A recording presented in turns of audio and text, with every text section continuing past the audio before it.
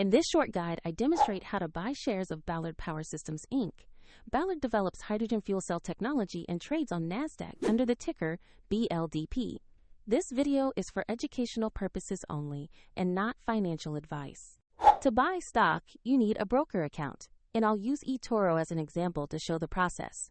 After signing up, you typically must verify your account with an ID document and add funds before placing trades. Use the platform search box and enter the ticker BLDP to locate Ballard Power Systems Inc. Make sure you select the NASDAQ listing to find the correct company.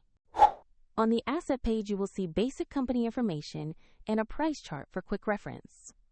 Double-check the company name, BLDP ticker and exchange to confirm it's the right stock. Click Invest or Buy, enter the amount you want to invest, review the order details, and then confirm the trade.